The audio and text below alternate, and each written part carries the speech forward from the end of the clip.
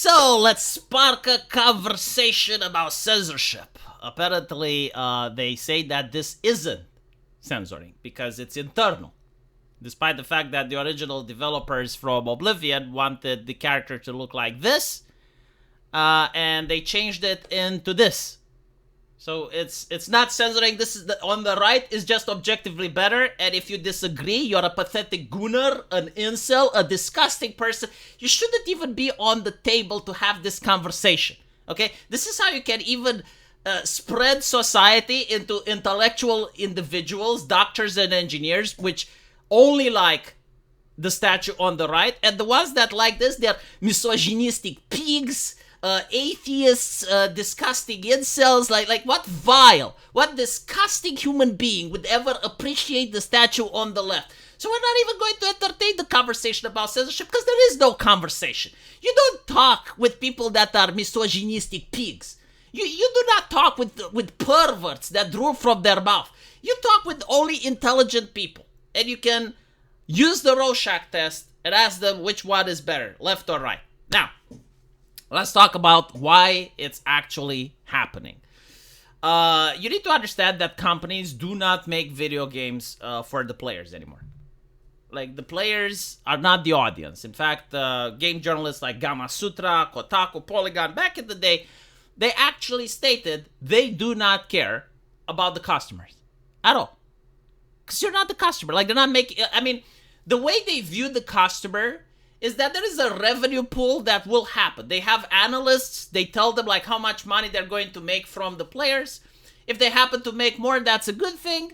If they happen to make less, that's not that dramatic because they will compensate with their other incomes, which goes to the point, where is their other income coming from, right? Like, who are they making the video games for? And the answer is they're making it for their investors. They're making it for the governments in some cases, like they can get grants or they can get tax cuts. And so when you understand that they're making video games for the investors, you gotta know how the stock market works.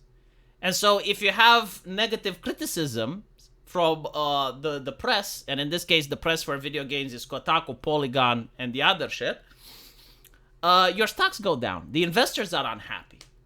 And so it's less about selling the product, and it's more about managing public opinion. Like, what people think is actually more important than the quality of the game, the number of bugs, everything like that. And so they have analysts on social media, and they notice that the loudest voices, like the people that actually go on forums and talk, are either from the left or the right. Now, it rarely happens that the left and the right agrees on things. And when they do, when it's a bipartisan thing, you would believe that, okay, well, they finally found something that's so reasonable that both sides agree. While in reality, no, they just take the extremes from the far left and the extremes from the far right, uniting them and causing an even more insufferable take. And so the question of women in video games, right? You have the people on the right, which started Gunnergate. Like, those people exist. I don't know the number of them. I don't know the vast number, but they really hate Asian gacha games, right? Like, they really hate what they consider Gunner games.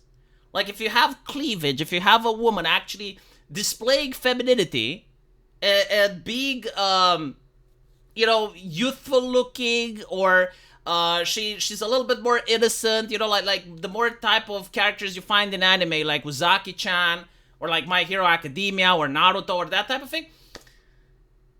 That is incredibly bad. Like, that's horrible for the culture. That's disgusting. Like, only incels like that shit, right? Like, it's sinful. It's bad. It's demonic. It's not okay.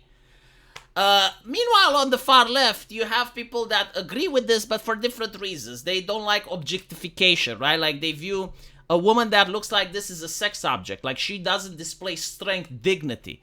What she needs to do is to look more like a man. Like, she needs to have smaller breasts. She needs to have broader shoulders.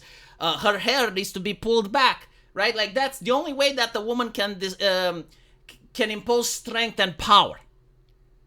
And so, if you're the company and you know that these people exist, and they have like their different reasons for not liking the same female characters that used to exist in 2016, then you just avoid it altogether, right? Like, you want to move away from the controversy, even if it costs you sales, because at least you're not going to get people on social media attacking your game for you being a immortal company, you know, like for you promoting gooner culture, for you promoting sinful activity, for you promoting anti-women ideologies, right? You're promoting the objectification of women, blah blah blah.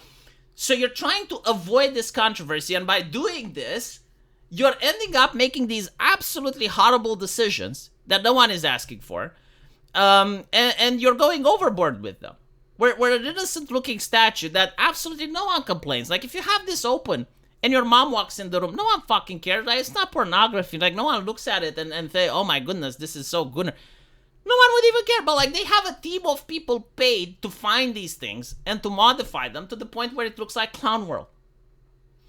And this is where we're at. Now, the reason they get pissed off when people like me call it is because their HR teams, their marketing teams, they think that if gamers are bombarded with this for a sufficient amount of time, and if all video games do this, then over time, video gamers are just going to stop bitching about it. Like, it just becomes normalized. No one talks about it, and it's business as usual. And so when they notice that this doesn't happen, that there are still people like me, people like Grooms, people like Aspergold, people that are constantly reminding them, like, hey, this is shit, can you please fucking stop? They are seething with fucking rage, because their entire thing is to be risk adverse, right?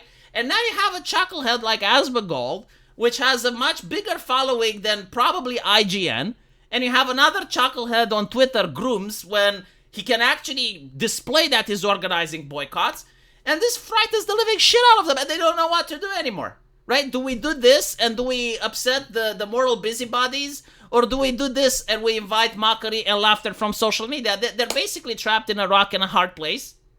And meanwhile, you have companies that generally don't give a flying fuck, and they're making games like Expedition 33, that's selling millions of copies, or games like Coffin of Ashley and Lele, that's making probably 100 times more its investment.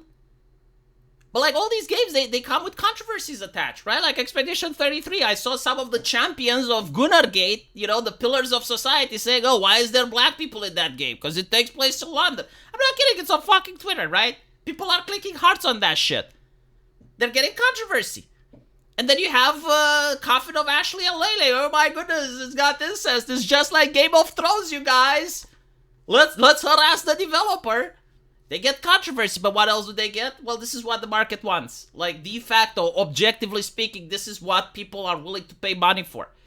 And so you gotta choose, you know, do you want controversy or do you want safetyism? The problem is, you know, like, the moral busybodies are forcing us into safetyism. And safetyism is not going to have creativity, it's not going to have innovation, because that's risk-taking. Like, think back, you know, in time, video games that actually changed the entire genres. Like, the video game Doom, you know, that was considered to be a murder simulator. The video game Manhunt.